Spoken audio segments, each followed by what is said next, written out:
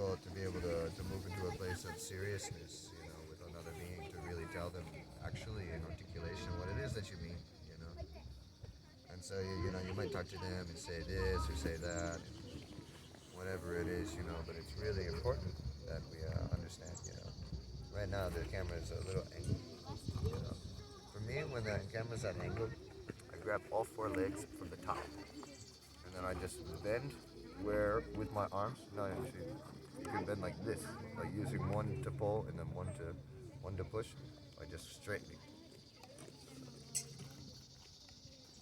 and it'll just do it because you're pushing down quite hard on those legs. Those legs are easily bendable, so you can just bend them with your strength, you know. You don't have to move the bottom legs. You can move the top of them to bend them. That's what I'm saying. Grab Yeah, onto them and twist with your strength. that looks good. Right now it's still at an angle, so I'm trying to show you. There you go. Push down hard, like you're a man, or like you have strength in your arms. It's okay. You're not gonna break those legs. Those legs are made of some kind of malleable metal, so they're not gonna break. So you don't have to worry about bending them and breaking them. You can just do whatever you want, in a strong manner. I know we showed you last time the legs pulling like this, but I've shown you before how you can just twist it. This one holds strong, and then this one pushes down. So this keeps the sturdy structure of here, and this one pushes down, and now you have a curve more at the top, but it brings it into a centered focus. Like this one, is still not all the way, not all the way straight with me. It's actually at this kind of an angle, which is no problem that it's at that kind of an angle, I suppose, but it is at an angle. I just noticed the super slight differences. Yeah, there we go. That's much better. There's still a tiny angle, but that might be just the angle with the road that's on a weird hill after that. But even though actually I have to imagine that the angle that it's on is actually with me a little bit, so it is kind of still like that a little bit. I don't mind it if it's in a strange place, but I just like to mention, what it is that I'm observing very specifically. Because me personally, I always set things in a very straight, balanced level geometry. I'm very symmetrical about things. I just like things that way myself. Maybe it's an OCD, a perfection mindset, or whatever it is. But also, if I look at the atomic structure of crystals and things like that, they arrange themselves quite like this. It's the purpose for feng shui, keeping energies in certain ways. Now, there's ways that you can keep energy that's in a kind of odd arrangement, but actually does right very well with the way that energy moves in that area at that time, because energy is not always the same as a crystalline structure when it comes to the movement of atoms here and the direct field of the way that we experience our awareness. There's whirlpooling vortexes of toroidal fields constantly moving, changing shape in all kinds of different manners and forms, from the very tiniest of geometries to the very largest. And so it's a little different then, like this. I actually feel like our feng shui is really good today. Got coffee on my hand, so it's all coffee stained, you see? That's very sad. I don't know if it'll be able to come out. I hope that it will be. Either way, it'll be fine. I'll be a dirty, nasty man. I look like I was in a food fight. I can't eat my food right or something. Sloppy Joe's on my hand. But yeah, I'm glad that we talked about those things. You see, you don't know. It's hard to channel for everybody in the world in a specific manner. That's the reason you notice the channel changes when you turn on the camera. I don't know if you notice. But it changes. But now we're picking up from many people. I don't know who will watch this. It's not like they're watching right now. But consciousness knows who will watch this. It might just be one person. Maybe nobody likes what I have to say and nobody really cares about it. It's not a big deal. Whatever it is, I don't know. I feel called to do the videos, so I'm going to do the videos. I don't know if anybody will ever look at it or anything. I don't care really. I've done everything for free in my life anyway. It's not like, anybody has to help me. Not like I'm not constantly helped by the universe or anything like that. And it's not like anybody has to listen to me either. Everybody's perfect. They don't have to hear my teachings. They don't have to see the things that are going on. I think it's really nice that I get to see what's going on. I'm quite sad that we missed the video last night. Well, we missed the video, and my immediate reflex is to know that it's perfect. And that was meant. But also then the next reflex is the agitation. So much agitation. It's like, oh my goodness, how do I defend against this agitation? How do I not present this agitation? How do I keep myself in a sturdy and balanced and calm fashion? Now, this kind of rebuttaling of the agitation could cause even a greater need to express the agitation, so that might even create the cycle to be longer now, because I didn't just express it when it first come out, the agitation. Now it's built up. There was a river flowing through me, and it was quite fast. And then there was a suppression to that river, and that suppression to that river caused a build up of very fast moving water to that little suppressed point, that little tight pinch point, you know? And so now energy moves fast, way fast through there. Or it can't move fast through there and it's building up because that's actually the only place it has to go. So now it's like we created a dam. Now when you let go of the wall of the dam, it's going to flood the valley. And then it'll, go back into its regular patterns, into its rivers and streams that make sense with the valley or whatever, unless the valley is completely submerged in water for much time. It just depends on what kind of thing they dam. Do they dam a river or do they dam a lake? What do they do? Anyways, so when this happens, when you pinch energy in this kind of a way, you can cause all kinds of different things to happen. And so now that I've pinched energy, for me at this time, if I do pinch energy, then I would have to do it for longer now. So there's a lot more coming through, but there's still only a set size channel. So yeah, I pinched it, it got all built up, but still the channel's only, so wide. It's not going to all come out at the same time. It has to come out kind of like a hose that has been filled up with water and has a hole in it. And so, yeah, eventually the hose will run out of water if it has one of those things, stopping the water from coming out of the very tip. But it's going to take a long time because it's a very tiny hole.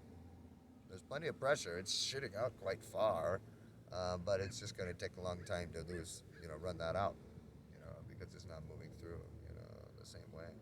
Even if you were to unpitch the hose and the actual channel comes through, it's still going to take a certain amount of time to move it through, and that's no problem. But you got a lot of buildups, you got a lot of water waiting to come through now. And that water has to come through. And the water comes through me in a way that doesn't allow me to block the river anymore. And so I have to imagine this is what's constantly happening to me with other people. You see, the way that the universe and consciousness has been with me is the way that I am with others. Consciousness is not always so patient. Consciousness is not always so kind. Consciousness is not always so this or so that in the way in which we may prefer it to be. But consciousness is the most kind and the most patient and the most wise. So compassion is consciousness and its decisions. We may think I need this or I need that, and then consciousness gives us this. And we're like, whoa, that is not what I wanted. That was not what I was looking for. Why would I need this? This is not what I was expecting needing. I do not need this. Oh God, this is awful. Why me? Why consciousness? Why? And then, moments after maybe or whatever, maybe a long time later, you find out, oh, that was the only thing I ever needed. If there was anything in life that I needed, that was the thing I needed most, was that heart thing. Because without that heart thing, I would never have grown to this place, and I would have been looking like that guy over there, who never had the heart thing, and is now in a cycle and a loop of ignorance for so long, constantly perpetuating, illusion and duality. Which is fine. I'm not saying that this isn't perfect, that we have to judge anybody, that anybody's greater or lesser than the other, but we can see from our own experience where we stand, where we want to stand. What is my greatest desire? Well, I want a peace. I want freedom. I don't want to be in slavery. I don't look at them thinking, oh, how wonderful. What great life it would be to be in slavery. I don't want to go back to the Matrix, It's like, oh, neat. So it's a very interesting thing, So as we talked earlier, it wasn't necessary to have on the camera. You wanted to turn on the camera at that time, but that would have changed the channel. Now we would have been channeling not just for you, but for many people. It wouldn't have allowed me the same direct line of focus, and we needed a direct line of focus. Otherwise, I can't really tune in with you specifically in a way that could really catch me to see what's happening. I'm getting a teaching too from everything that I'm saying. Everything I say to you, the way you respond, the way that it moves me to respond, because I still constantly sit here in the breath. Constantly still sit here with the syllable structure that's happening. Just because it's become heavier doesn't mean that it's changed. Just because it's happy and joyous doesn't mean that I've all of a sudden started doing something differently than what I was doing before. I constantly am changing form. I'm constantly moving myself in all kinds of different ways, but I'm not choosing this. So I'm not sitting here like, today I'm going to be this Ryan, or today I'm going to be that Ryan, or today day I'm going to be like that. I don't know what I'm going to be like every day. Yesterday they might ask me, "What are you doing today?" I don't know. Maybe we will do this, but we'll find out when we wake up because that'll tell me the entire vibe of the day. If you wake up and you're aware of the morning, you're aware of what's happening, then you can really super duper amazingly learn what's going to occur for the entire rest of the day. If you're very aware of the very first minute, you might be could, you know, understand what's happening for the year. You be very mindfully aware. You might could happen to have gotten to a cycle at one point in your life to where you knew it was going to happen for the entirety of eternity for the rest of your mind stream. This would be a high level of awareness. You would have to be very aware. And it's probable that people have seen cycles in this way, but they're unable to realize themselves to this manner. They can't see that that cycle was the entire cycle. And if they're able to see that that cycle is the entire cycle, then they can understand some really amazing things, like the male and the female, how they're always in unity. If you knew the very first cycle, then you could see that actually the male and the female are the same exact being. They're not separate in any way. They surround everything in a way. You look at it that way, or you look at that way, or you look at it this way, or you look at it this way, and you're going to see yourself surrounded by the male and the female. But the male and the female are still the singularity. They're still the heart. They're still before the separation, because there was never a separation. We think that there's a fight occurring, and we're like, oh, look, now they're back in harmony. They're back in bliss. They're back in love and unity. No, they never, ever left these places. They never left love and unity. They never left this balance. They couldn't. They're not separate. There is no him and her in the way of separation. There is a body that we distinguish the polarity of it, because one is receiving and one is giving. We think, oh, there's a place to see consciousness. There's a place to understand that no longer can you see the difference between the male and the female. They are exact replicas of one another. Exact. They no longer look like they have a female end and a male end in that way. They're exact balls of light, exactly the same. Exactly the same. Exactly the same. So right now we're looking at it like this, and we're looking at this, and we'll begin to understand why consciousness gives us these intimate images that are very important to us. They bring up a feeling, which is a frequency, which is not something loose and esoteric, but is a solid matter within reality. Right now it's flowing with a fluidity that it doesn't seem very solid to us, but it is quite solid. If you match the frequency of light, you'll see everything become quite static and feel extremely hard, like stone, hard like rock, maybe even harder than a mountain. Like, wow, what is happening with this color that was just moving so fluid? Well, it was moving this speed, you're moving this speed, and because it moves at this speed and you move at this speed, it can move faster than you, and it can move more efficiently than you, and so you don't bump into it. And so all these things in their different speeds are in a great unison. Thank goodness for that. They're different character shapes, they're different archetypes, they're different gesturings. It allows them to move with different smoothnesses, wetnesses, drynesses. It allows them to move with different things, different ways of motion. It gets them to be able to move in different manners in accordance with one another, in different ways of unity, in different ways of harmony. Now, all of these things, though, are quite solid things. And so there is a frequency in which you can experience these things, and these frequencies in which you may experience these things, they will show you, oh, this thing feels just the same as this thing. Like, okay, wait a minute, what's happening here? We can break it down even farther than this. We're creating all kinds of imagery to show us what's occurring. These images may be giant blown up versions of what's actually happening, but it's the thing in which we relate in our context, in our words, in our dialogues. And so we're going to see an imagery like this. We're going to see the ashes and dust, the sands of time, the little tiny pixels of everything with eyes. And you're like, why do they have these little googly eyes like you see on like a frog thing or something? You're like, why are these little googly eyes? What's going on? They look just like my eyes. Why? It's to bring context. Are there actually little eyes there? Probably not. There are little tiny pixels that are changing their colorings in order to create the eyes. Yes, there are tiny, little, super tiny things, tinier than what our normal field of view is. And so because they're so much vastly tinier than our field of view, they can give us the most specific imagery. They can give us the greatest imagery ever, these tiny little pixels that are ourselves.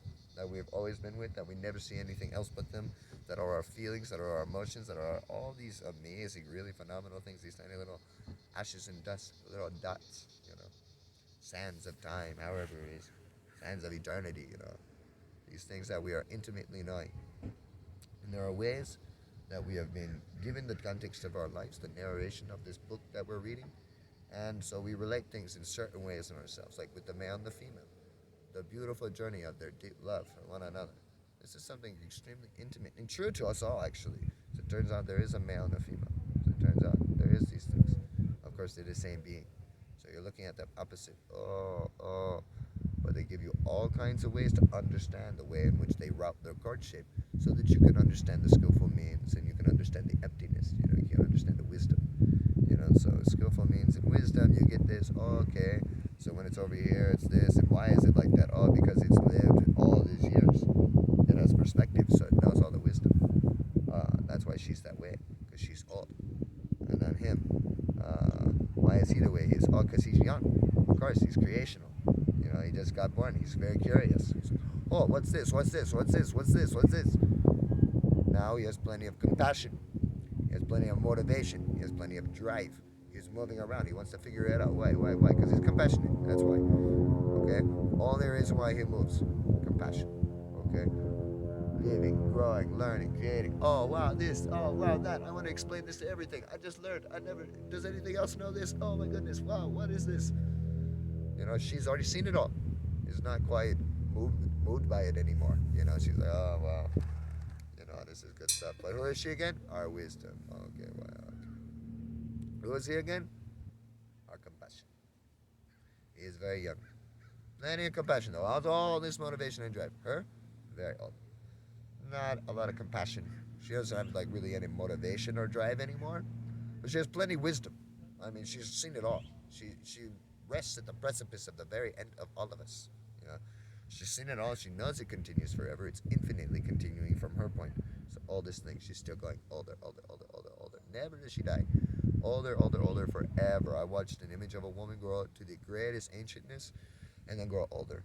I saw her grow impossibly old. You could not grow older than this. Obviously, if you grow any more older than this, your body is going to fall apart and die. There's no way your body will not decapitate itself or become decrepit, decay. It's like, oh, jeez.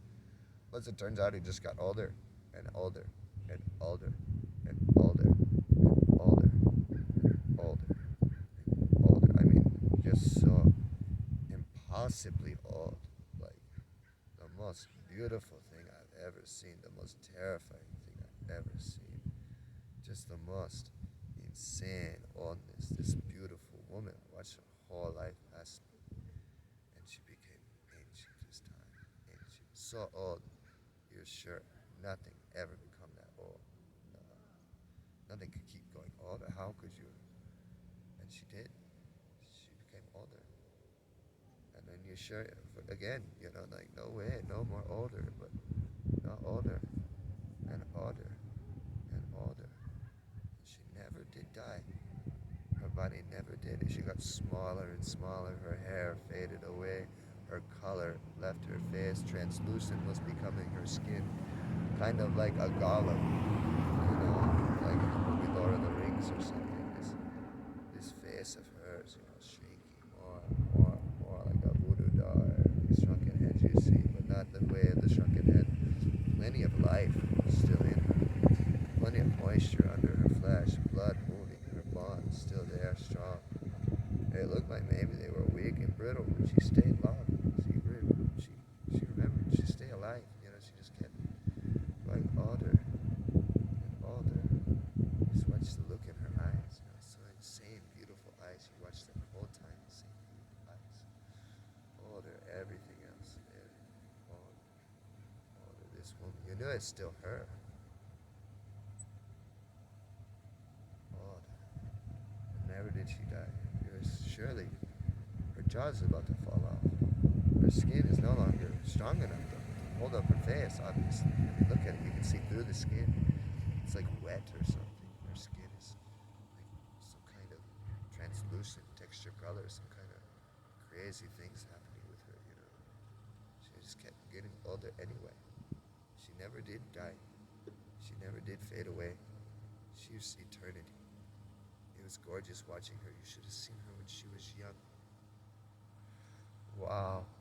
So gorgeous as you watch the seasons and the years pass through her hair like a time lapse imagery before your face. You're like, all of the seasons, the leaves of autumn, the flowers of spring, the birds, the bees, the winds of time pass her by as she grows old before my face. I see her whole life cycle.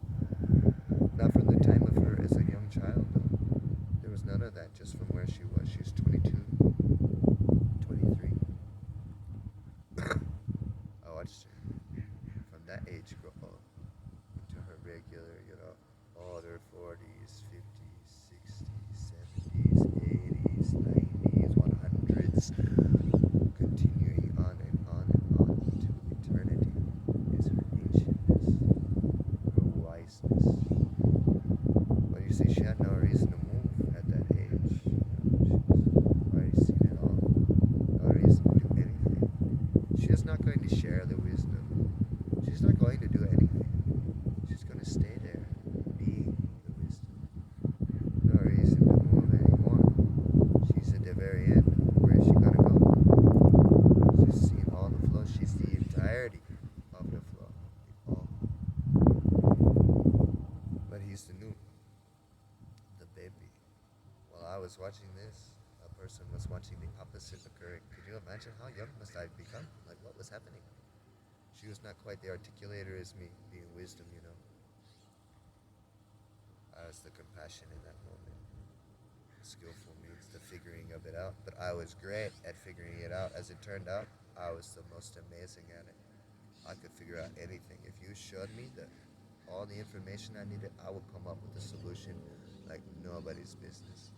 She was faster than me that night, though. Her processing speed got to places quicker than mine. But I showed her the route. So it was me that created the tree that allowed her to see.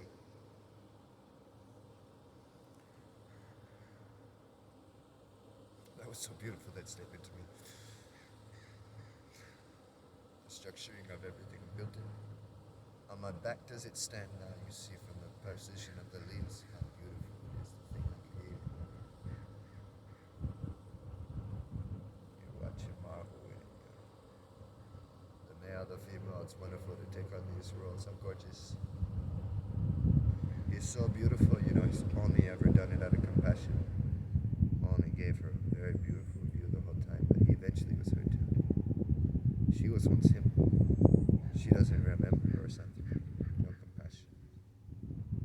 But she was like him too. She built it all. She knows it all. He'll one day know it like her, They meet in the middle though. That's where they met. She watched from the middle point where I was, and I watched from the middle point where she was. Infinitely old. She watched infinitely young. You see how either of them, kind of out of balance. He was just a little baby, confused, compassionate, trying to create everything, but kind of, he could mess it up too. It was out of compassion, innocence, surely. He didn't mean to. He thought he was doing what was right. People can see that in the world today. That these men or the patriarchy or whatever they want to say, it's moving out of great compassion. It thinks it's doing what's right. Now it's doing it. Everything is doing it in great ignorance. But she as well, in a way, she does her wisdom with no compassion right now, if that's the case. And so if they get together with compassion, we're going to be able to marry wisdom, as it actually always, no matter what, always is. As we began going to the other day, there's only two motions possible: receiving and giving. There must be a receiver for a giver, or the giver cannot go at all, like solid reality. There's no space, okay, but no motion possible. Only if she gives motion possible can there be motion. So if there's a crazy imbalance, too much compassion, then there's also the opposite thing happening: too much receive, too much take. Otherwise, compassion couldn't move. There couldn't be anything to receive it. So no give if no receive. So there must be something giving and receiving equally constant. So that's how they've always been in balance. You see, people think that something else is happening. Now and if he's giving too much, over giving, like forcing, then she'd be taking. It would be her over amount. Taking, not receiving, taking. He's either giving, she's either receiving, or he's forcing, pushing, controlling. Ah! Or she's taking, give it to me, give it to me. I will take upon it all and I will never return this giving. In equal balances, it seems. But actually, it's quite the equal balance happening. And it's happening for a good purpose, so eventually we'll understand why it was worth it. That they were actually quite wise, and that there was no two. That both him and her are the same being working together, the heart of us all. And so through these driving forces of giving and receiving that are happening equally always and always, an amazing point of homeostasis, like the positive and negative responses within our neurological system, we can see that actually, yes, together is the only way they work. They work always in balance.